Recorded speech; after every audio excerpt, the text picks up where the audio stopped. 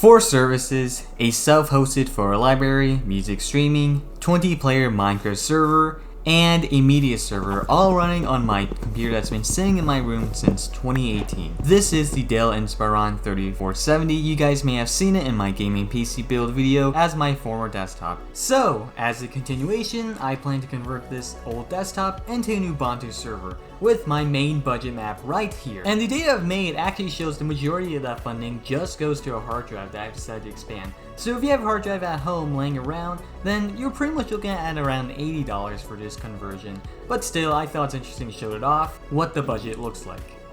And of course, the Inspiron itself is already owned. So to begin off, I'm going to showcase the time-lapse of my build. So currently I'm trying to remove this old hard drive, trying to replace it, trying to do some cleaning onto it, as well as installing some more 8GB of RAM onto the existing 8GB RAM stick that can at least double the RAM capacity, which may not seem like a lot in today's RAM usage, but is substantial enough just for the 2018 hardware alone. And plus, this is an Ubuntu server, which is able to be very lightweight if I manage to optimize it much further. And in this process, again, I'm going to put the new HDD, and as well as having this external enclosure, which will ensure that I can use the old hard drive if I ever need to have the extra capacity or look into my older files.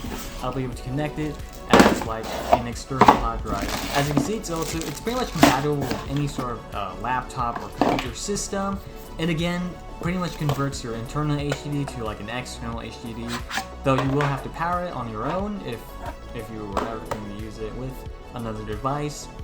But generally speaking, I've decided to also get a new side panel for this because years ago I decided to rip it out in order to put my GTX 1650 graphics card on the side. So fortunately I did manage to order the side panel just from eBay from many of these Dell sellers. This will hopefully protect it from any future dust and damages, since this server will be valuable once it's up and running. So yeah, there you go. It's not perfect, of course, but it will do, and I'll set aside my old GPU. Okay, so after all of that work, I finally got Ubuntu installed.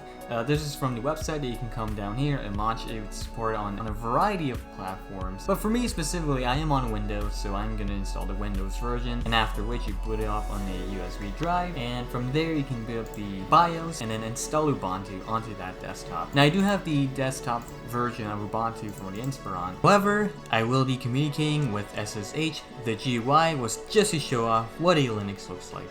And after much of the off-camera work, Ubuntu is ready.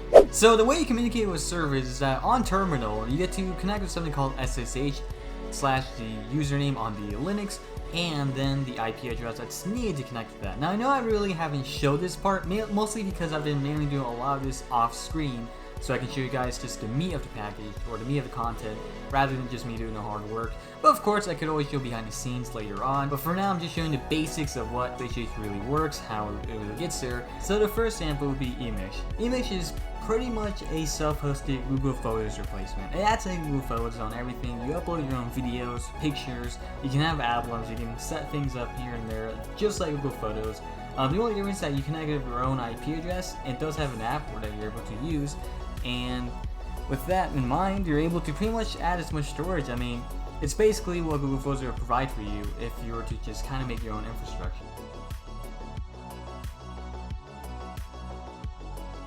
Additionally, there's a feature called Wall On where you're able to power up your server wirelessly from your phone if you were to use a Wake on LAN adapter.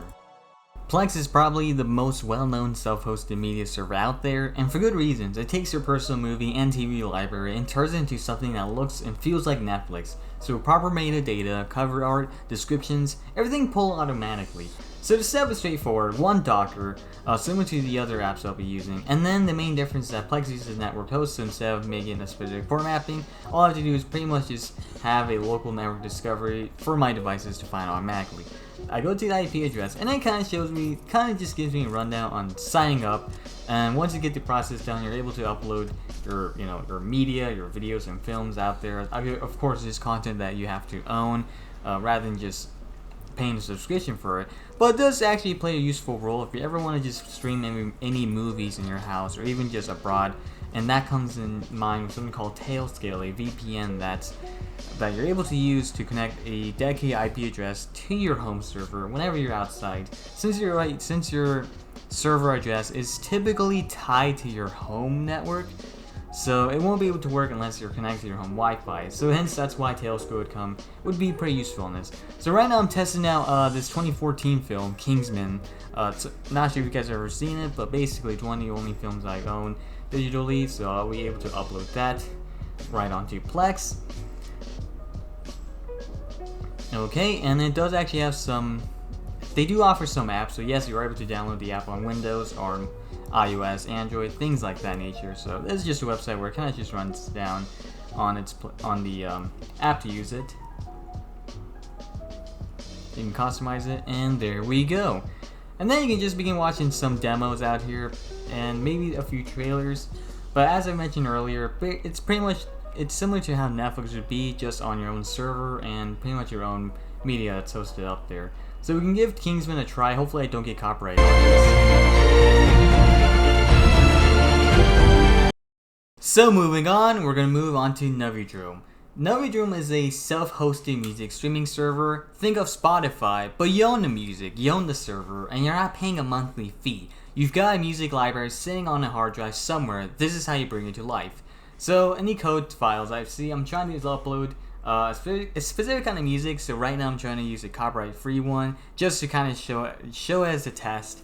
But this kind of shows off the breaking down and things like that. Once you upload it to the server, it does support something called a subsonic API.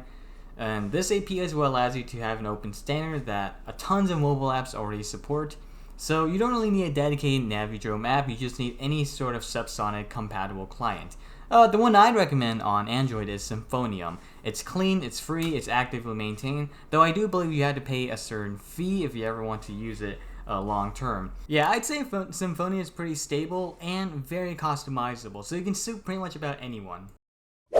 Last but not least, Minecraft. Now you have to have a jar server, which you usually get from the Mojang website. So in the previous attempt, EULA was accepted, Java was installed, the launch was fine, everything was fine. It was just connecting it. It kind of had some issues. Apparently it just wasn't able to connect to the server itself. I probably had something set up incorrectly with the client and maybe the incompatible version. Once I got that fixed, I kind of realized that Mojang doesn't use a predictable download URLs for their server jars, so every version has to have a unique hash. So instead of hunting for a link manually, I'd pull it straight from Mojang's own launcher manifest using a curl command, and then grab the latest version automatically, and hence I was able to kind of get things straightforward in. So as of this recording, the latest version is 26.2 on Java 25, so that's exactly what I need to my server to have in order to run this. Now when it comes to inviting your friends, you need two things: port forwarding and a way to handle your IP address. Port forwarding tells your router to send incoming Minecraft traffic directly to your server instead of blocking it. You basically just enable it through your admin's page. The second issue was your home IP address. It's not really permanent because your ISP changes anytime, so I'd make my own DNS, which is on screen using DuckDNS. This ensures that the public IP address is able to stay updated and consistent on every server. Plus, my CPU was able to run light mods, so yes, that's possible. Well folks, that concludes this video. A 2018 Dell Inspiron, $250 in upgrades for self-hosted servers running 24/7 automatically and accessible from anywhere in the world with Tailscale, which I know I haven't showcased much of your technical background, but if you guys are curious, please let me know in the comments. Other than that, that pretty much concludes it. I will be updating this server, converting it into a headless one, and they do more crazy stuff with it. Well folks, thanks for watching. I'll see you on the next video.